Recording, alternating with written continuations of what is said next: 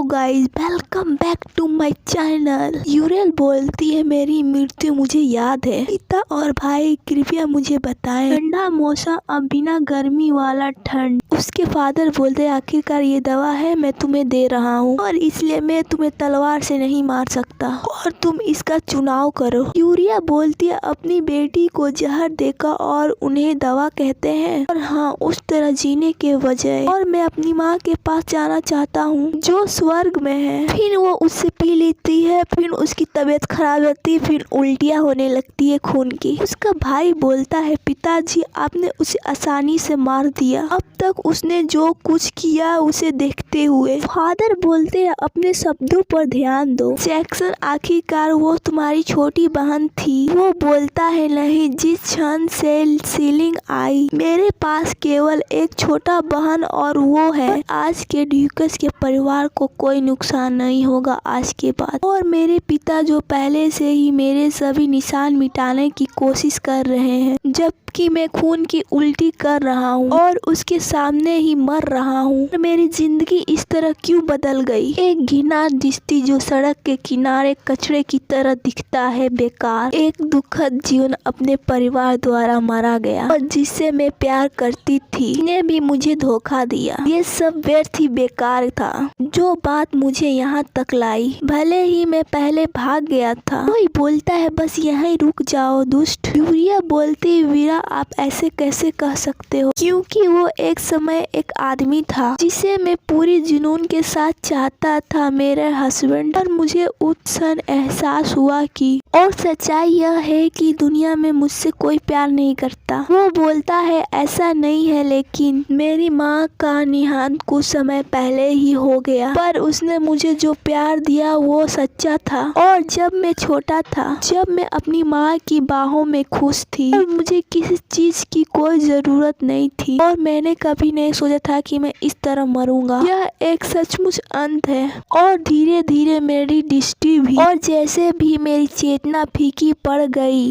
एक भूली हुई दृष्टि फिर से उभर गई। आपने ये नोट पढ़ा है? ये एक विषय में है। ये इन दिनों ट्रेनिंग पेरोसिल सील जैसा है। प्लीज प्रक्रिया राजकुमारी से प्यार करें। मेन क्रिएटर एक लड़की है जिसका नाम लिरिका है। लिरिका का सौभाग्यशाली जीवन जो अचानक एक दुखित परिवार की कुली महिला बन गई एक अमीर आदमी। पहले तो उसे विवाहित संबंध से पैदा हुआ और बच्ची समझकर नीची निगाह से देखा गया, लेकिन अपने उज्ज्वल और हंसमुख व्यक्ति से वो अपने पिता और भाई का स्नेह आजीवित करती है। यह उसकी खलनायक सौतेली बहन के हराने की कहानी थी। यह एक घिसी पीटी किंतु सुंदर कहानी है। जूरेरिया पीरोज एक वरिष्ठ प्रतिष्ठा सहनायक चरित्र जो ईर्ष्या के कारण नायक को पीड़ा देता है। और मुझे ये बात अभी क्यों सूझी कि मैं हमेशा से ही यूरिया था। यह स्थान उस उपन्यास के अंतर था जिसे मैंने अपने पिछले जीवन में पढ़ा था। मुझे इस पर पहले ही ध्यान देना चाहिए था। जैसे ही लिरिका हमारे घर में दाखिल हुई, अपनी छोटी बहन से भी बदतर, उसने मेरे पिता और भाई के प्यार को अपनी ओर कर लिया और मैं धीरे धीरे उसकी दुश्मन बन गई। और जल्दी ही लिरिका ने साम्राज्य दायरा को भी अपनी ओर कर लिया। जितना ज्यादा उस लड़की को प्यार किया गया, उतना ज्यादा वो मुझसे नफरत करने लगी, और यहाँ तक कि मेरे हस्बैंड ने भी मेरा साथ छोड़ दिया और हमारी सगाई तोड़ दी गई। और अब मुझे समझ में आया कि मैं उनसे नफरत क्यों करती हूँ। वो मूल उपन्यास कृति, और फिर भी मेरी माँ से मिलना ही मेरे लिए सौभाग्य की बात एकमात्र उपलब्धि थी। हाँ, अब मैं आपका अनुसरण करता हूँ। Good bye. थकी हूँ ड्यूकस के परिवार के लिए, और मेरा दयनीय जीवन और मेरी मृत्यु बहुत दयनीय थी। कोई बोलता है यूरिया। वो बोलती है ये किसकी आवाज है? वो मेरी यूरेल। वो बोलती है माँ। उसकी माँ बोलती है क्या आपको अंत होश आ गया? यूरिया बोलती है क्या ये एक सपना है? उसकी माँ बोलती है चलो देखे तुम्हारा बुखार कैसा है। यूरिया बोलती है माँ यहाँ है। अरे भाई क्या तुम अभी भी दर्द में हो? क्या आपको कोई बुरा सपना आया था? डॉक्टर ने कहा है कि जल्दी ही बुखार उतर जाएगा और आप ठीक हो जाओगे। यूरिया बोलती है भयानक सपना। और क्या ये सब एक दुष्सर्प था और ये असभ्य लगता है और सब कुछ सब उज्जवल था। क्या मैं मरा नहीं हूँ माँ? क्या ये संयोग था? क्या ये स्वर्ग है? उसकी माँ बोलती ओ तुम्हें बहुत दर्द हुआ होगा और आप क्यों मर जाएगी? आप अभी 29 वर्ष के हैं। वो बोलती है क्या अभी 29 साल हुआ है और माँ हम यहाँ है। कि माँ बोलती है ओ अंदर आइए। लिरिका बोलती है बहन तुम जाग गई, मैं बहुत खुश हूँ। यूरिया बोलती है लिरिका उसका भाई जिग्नास भी है ना। सायोनारा गाइस, अगले वीडियो में मिलते हैं।